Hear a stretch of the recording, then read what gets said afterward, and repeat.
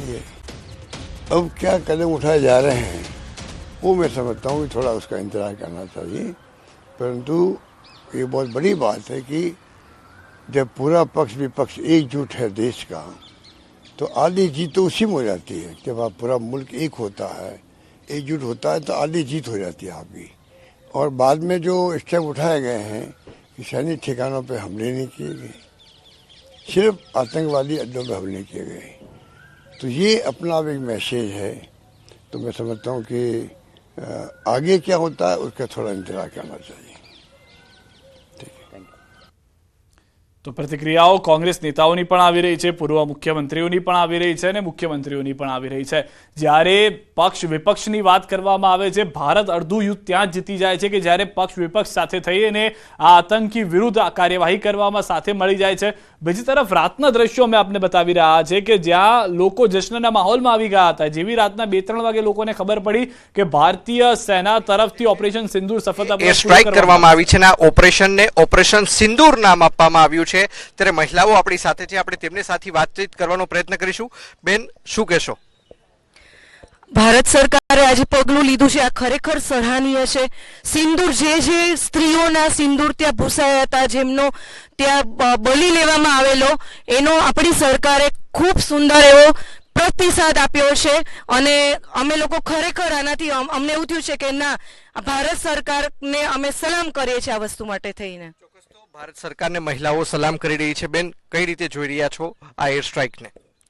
જ્યારે આ બનાવ બન્યો ત્યારે ખાલી એ લોકોના સિંદૂર નહોતા ઉજાડા, પણ એના ઉજરડા અમારા મન ઉપર, અમારા દિલ ઉપર અને આખા ક્યાંય ક્યાંય એના પડઘા ગુંજ્યા છે। અને એના પડઘાના પ્રતિસાદ રૂપે જ્યારે ભારત સરકાર, પ્રધાનમંત્રી આપણા માટે આપણું વિચારીને સિંદૂર ઓપરેશન નામ આપે છે, એ ખરેખર અમારા માટે હેડ્સ ઓફ છે। જે લોકો કરી રહ્યા છે કામ, આટલી બધી જ્યારે ખબર જ છે કે પોતાનો જાન જોખમમાં છે, એનો પણ વિચાર કર્યા વગર અમારી સલામતી માટે ભારત સરકાર જે કરે છે એ હેડ્સ ઓફ, થેન્ક યુ, જય ભારત। ચોક્કસ। તો બેન, શું કહેશો? ખાસ કરીને 1971 બાદ પ્રથમ વખત ભારતે પાકિસ્તાનનું જે પંજાબ છે ત્યાં હુમલો કર્યો છે। આ હુમલાને આપ કઈ રીતે જુઓ છો? ના, મોદીજીએ કર્યું છે, બરાબર જ કર્યું છે। આની પહેલાં આપણે ઉરીમાં, પછી કારગિલ વખતે અને એવી રીતે જવાબ આપેલા જ છે, એટલે ઈંટનો જવાબ પથ્થરથી આપવો જ પડે અને આપ્યો છે, એ યોગ્ય જ કર્યું છે મોદીજી। તો ઈંટનો જવાબ પથ્થરથી આપ્યો છે। બેન, કઈ રીતે ખાસ કરીને જોઈ રહ્યા છો આ ઓપરેશનને? હું તો એવું સમજુ છું કે આ ઓપરેશન કરી અને સરકારે આપણને સેફટી, આપણે ટૂંકમાં સલામત છીએ આપણા દેશમાં, એવો એક સંદેશ આપ્યો છે। અને ખરેખર આમ જુઓ ને તો બધા જ્યારે ફેમિલી જાય ત્યારે કોઈ એવી સિક્યોરિટી સાથે નથી જતા, પરંતુ આવો જવાબ આપવો ખૂબ જરૂરી હતો અને ભારત સરકારે જે કર્યું એ પ્રશંસનીય કાર્ય છે। અમને બધાને ગર્વ છે આપણે સરકાર ઉપર અને આપણા સૈનિકો ઉપર ખાસ, કે તેઓ પોતાનો પરિવાર છોડી અને આપણા બધાની સુરક્ષા માટે આટલું બધું બલિદાન આપે છે। Thank you. બેન, ખાસ કરીને શું કહેશો? પહેલગામની અંદર જે ભારતીય પ્રવાસીઓ ત્યાં ગયા હતા અને તેમની હત્યાઓ કરવામાં આવી હતી, શું કહેશો? ખરેખર એ યોગ્ય પગલું ન કહેવાય કે જે લોકો ફરવા માટે ગયા છે, પરિવારને બાળકો સાથે ગયા છે અને ત્યાં ખુલ્લા મનથી એ વાતાવરણ માણવા માટે ગયા છે અને ત્યાં એમની સાથે આવું જે કાર્ય કરવામાં આવ્યું એ એક વીરતાનું કાર્ય નથી જોવા જઈએ તો। જો એ પાકિસ્તાનમાં એવી હિંમત હોય તો સામે આવીને લડે, આવી છુપી રીતે લડી અને આપણને જે કર્યું છે એ યોગ્ય નથી અને એનો વળતો જવાબ મોદી સાહેબે ખૂબ જ સરસ રીતે આપ્યો છે। એર સ્ટ્રાઇક કરી યોગ્ય પગલું ભર્યું છે અને બધાને એક આતુરતા હતી કે હવે મોદી સાહેબ શું કરશે અને ખરેખર બધા એમ જ વિચારતા હતા કે જે પણ કરશે એવું કરશે ને કે પાકિસ્તાનને વળતો જવાબ જોરદાર મળશે અને જે કર્યું છે ખૂબ જ યોગ્ય કર્યું છે। બેન, માનો છો કે હજુ પણ વધુ ઘાતક હુમલો છે તે પાકિસ્તાન ઉપર કરવો જોઈએ? કારણ કે ક્યાં સુધી આપણે આતંકવાદી હુમલાને છે તે આ જ પ્રકારના હુમલાઓ આપણી ઉપર થતા રહેશે? અરે મને તો ક્યારેક એવું થાય કે ભારત સરકાર જો મને માનવ બોમ્બ બનાવે ને તો હું પાકિસ્તાન ઉપર જઈ અને તૂટી પડું અને એનો નાશ કરી નાખું। ભલે એની સાથે એવું થશે કે જે ખરાબ છે, જે પાશવી લોકો છે, આતંકવાદી છે, એના નાશ સાથે જે લોકો બિચારા નિર્દોષ છે એની પણ હત્યા થાય, પણ ક્યારેક તો આપણા દેશની સલામતીનો આપણે વિચાર કરવો પડે, આપણે આપણું પણ જોવું પડે। તો મોદી સાહેબ જે પણ પગલું લેશે એ અમે એની સાથે જ છીએ। ધન્યવાદ। ચોક્કસ। તો જે પ્રમાણે ઇન્ડિયન એરફોર્સ દ્વારા જવાબી કાર્યવાહી કરવામાં આવી છે ને તેને જ લઈને જે ખાસ કરીને આ ઓપરેશનનું નામ સિંદૂર આપવામાં આવ્યું છે તેને આ વિરાંગનાઓ છે તે બિરદાવી રહી છે। અંકિત પોપટ, ન્યૂઝ 18 ગુજરાતી, રાજકોટ। તો ડિજિટલ સ્ટ્રાઇકની વાત થઈ હતી, વોટર સ્ટ્રાઇકની વાત થઈ હતી અને હવે આ એર સ્ટ્રાઇકની આપ દ્રશ્યો જોઈ રહ્યા છો. 23 મિનિટમાં 24 મિસાઇલ એટેક કરવામાં આવ્યો છે. ભારતનું ઓપરેશન સિંદૂર પાકિસ્તાનમાં હડકંપ મચી ગયો છે.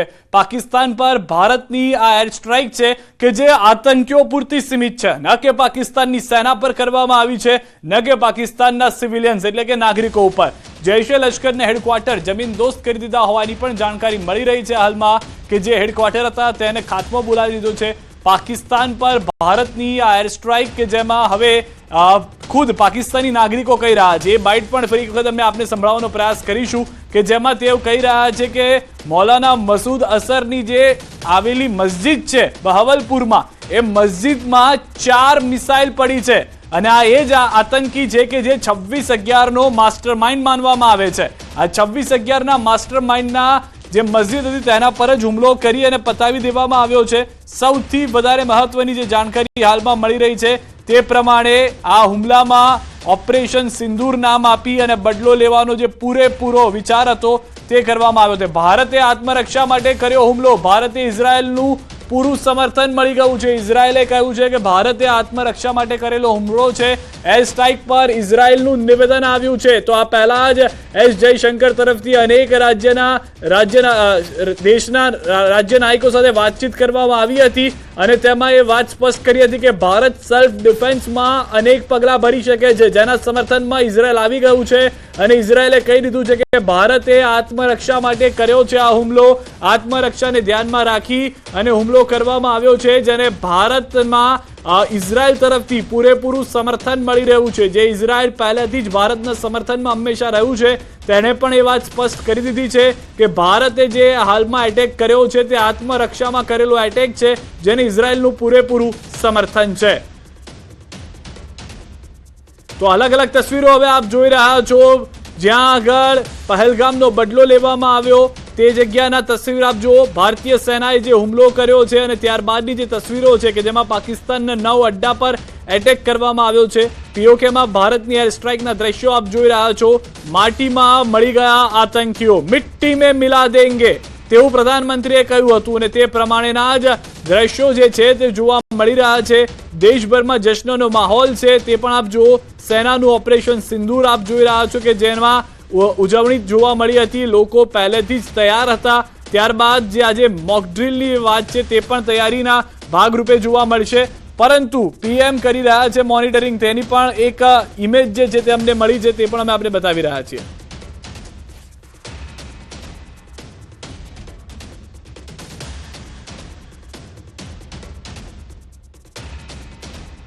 લોકોનું હાલમાં એક જ વસ્તુ કહેવું છે કે જે બદલો લીધો છે, ખાસ કરીને એ મૃતકોના પરિવારજનો હાલમાં કહી રહ્યા છે કે આ સાચી શ્રદ્ધાંજલિ હવે તેઓને મળી છે. 2 અઠવાડિયાથી વધુનો સમય ભલે થઈ ગયો, પરંતુ હવે તેમના પરિવારજનોને સાચી શ્રદ્ધાંજલિ મળી છે કે જે લોકોએ પોતાના સ્વજનો ખોવ્યા છે. તેમના તરફથી કહેવામાં આવ્યું છે કે અમને જ્યારે રાત્રે 1:30-2 વાગે ખ્યાલ આવ્યો કે આ રીતે ભારતે એર સ્ટ્રાઇક કરી આતંકીઓનો ખાત્મો બોલાવી દીધો છે, જ્યાં આગળ આતંકીઓ રહેતા હતા, જે મસ્જિદની અંદર આતંકીઓનો મુખ્ય અડ્ડો હતો તેને નેસ્તો નાબૂદ કરી દેવામાં આવી છે, તેની જાણકારી મળતા તેઓ ખુશ હતા.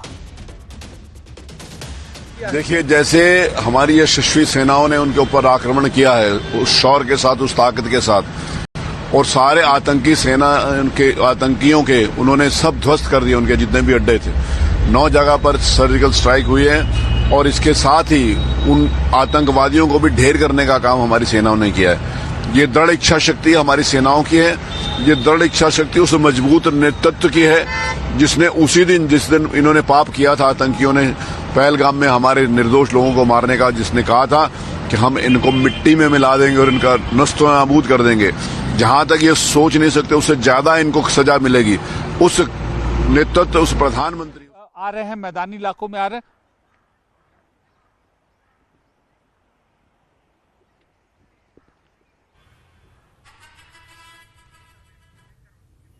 તો હાલના જે દ્રશ્યો છે તે પણ આપ જોઈ રહ્યા છો કે જ્યાં આગળ સેના તરફથી પણ પૂરતી તૈયારી કરી દેવામાં આવેલી છે.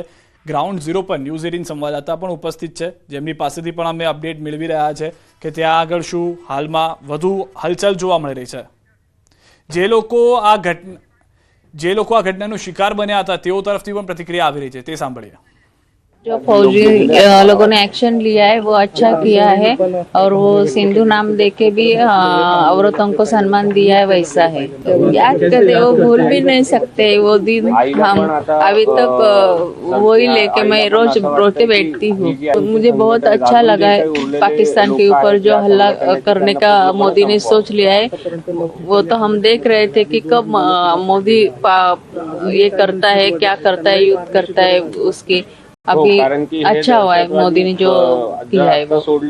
भारत सरकार के से हम लोग बहुत उम्मीद लगा के बैठे थे और ये उन्होंने सही किया है। और जो नाम इन्होंने सिंदूर दिया है तो ये भी नाम हम एकदम करेक्ट दिया है, क्योंकि इसमें जो भी औरतें थे, मम्मी थी या असवरी थी या आंटी थे, तो इनके रिस्पेक्ट में या बाकी के जो औरतें थी उनके रिस्पेक्ट में दिया है। और जैसे उन्होंने कहा था कि आप मोदी जी को जाके बताओ हमने औरतों को नहीं मारा है, तो मुझे लगता है ये नाम देके मोदी जी ने इनको रिस्पेक्ट किया है और जो ये आतंकवादी संगठन थे उनको एक करेक्ट आंसर किया है।